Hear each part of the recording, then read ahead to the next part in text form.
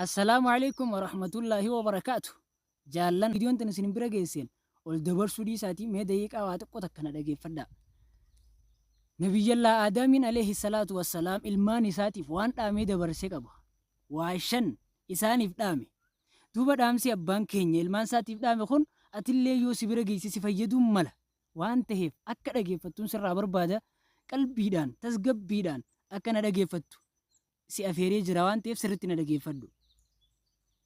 Dhaamsi Aadamiin ilmaan isaatiif dhaame inni awwalaa yaa ilmaan kiyya jeen addunyaadhaan sabaannoodhaan jiraachuu hin hawwinaadhaa. Kani sabannoodhaan addunyaa tana keessa jiraattan isin fakkaatiin duuba ani jannata keessatti jannata silaa waaraa ta'e san keessatti sabannoo harkadhee ziqiidhaan kaniin jiraadhe rabbal aalamiin annarraa hin jaalannee jannatarraa baafame ziqiidhaan addunyaa tanarra jiraannaa lubbuu teessanitti hin himina isinitti hin fakkaatinii jeen jechuudha. Inni lammataa dhageeffadhu sirritti.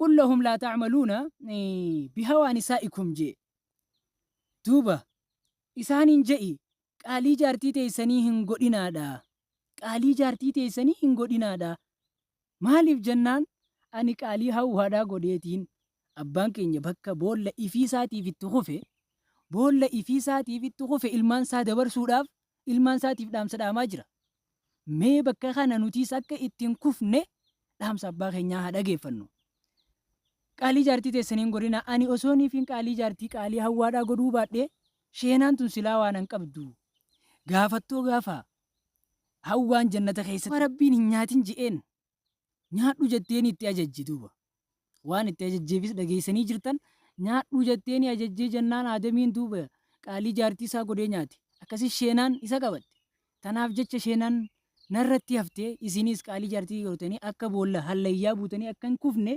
isiniif dhaamuu barbaada je'en jechuu ilmaan isaatiin isa lammataati. Inni sadaffaadha قل لهم لعمل تريدونه فانظروا عاقبته يا إلمان كيا إسانين جي إلمان كي خنان جئي دلقا دلقو بربادن إلمي نماني هجتا وانت هجتشو بربادن هند إسيتو بودي إسيدا لا لا لا بودي إسي الدم بافت خسارة دا مو ملكي دا شري دا مو خيري دا الدم بافت تمالي أكن دليني الدلالة دا دوبا إسي والتو جرا لا لا دوبا إسي والتو جرا لا لا لا سرت دا جيفر دوبي دام سابقا نيا تسفايدو ملا ورد دام سقنا نافيسيو ورد تقوري ربي نهتاسسو إني إسا سدفا دا بجنة جرا إني أفرفا دا إذا تربت قلوبكم بشيء فاجتنبوه gaafa qomatee san keessa wanni takka halaali haraamii dhiisi dalagii gaafa qomatee tana keessa si deddeebi'uu guddiste waan san hin dalagini irraa ooli hanga aan silaaniifiin gaafa san qomatiyya tana keessa na deddeebiteetuma jirti nyaadhuu hin nyaatiniin narra wal qabdee turte silaaniifiin dhiisee waan san sheenaan tun nan mudattu isinilleen akka sheenaan isu hin mudanne ilmaan kiyya bakka tanatti akkan kufne if eeggadhaadhaas jabeessaadha jechuudha. Inni shanaffaadhaa isinirraa hin gabaabsa. Viidiyoon gaafa dheeratte waan daqiiqaan isii dheerate ilaaluu isinitti hin tolu isinirraa hin gabaabsa. Inni shanaffaadhaa istashiiruu fil umuuri. Ilmaan kiyya giza waan takka hojjechuuf yaatan. Giza waan takka hojjechuuf yaatan wal mari'adhaadhaa jeen jechuudha. Wal marii taasisaadhaa.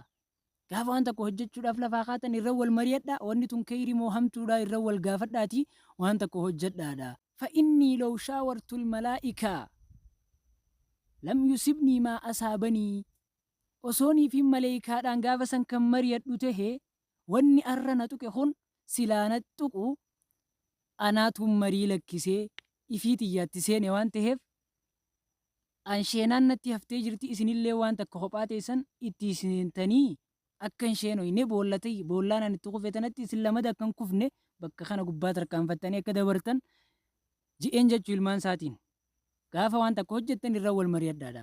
Dhaamsi abbaa keenyaa dhaamsi shanan ilmaan isaatiif dhaame kun arrallee dhaamamaa akkasiin nu gahee jira waan ta'eef anilleen afaan kiyya keessaa bahee si bira dhaqqabee jira waan ta'eef nama bira hin dhaqqabin nama jaalattuuf shir gochuu akka hin daganneen siin jaabbuleessoo maaliif jennaan ati kadhageeffate kana irra namni ati jala sheer gootu namni ati sheer gootuuf san fayyadamaa ta'uu kajeelama. Kama qaala nabiyyuu sallallahu alaihi wasallam isi warri asinarraa dhagahe kun warra fagoo jirutti illee geessaadhaa jeen jechuudha. Maaliif jennaan isi warra dhageeffate kanarra warri isinirraa dhagahu san warri isinitti geessitan san fayyadamaa ta'uu kajeelama. Isinirra kan fayyadamu ta'uu kajeelama. Akka nama san nama narraa fagoo jiru nama narraan dhagahinitti akka geessitanii jeen jechuudha. Kanaafuu qubni ati irraan tan khayrii sheer gootuun sawaba siif katabama nama jaalattu hundaafuu sheer gochuudhaan si gaafadha obboleessoo. Sheer godhi duuba nama jaalattu hundaafuu sheer godhi. Sheer. Amma qophii akkanaatiin walitti dachaanuun nagayaan tura. Baay'ee.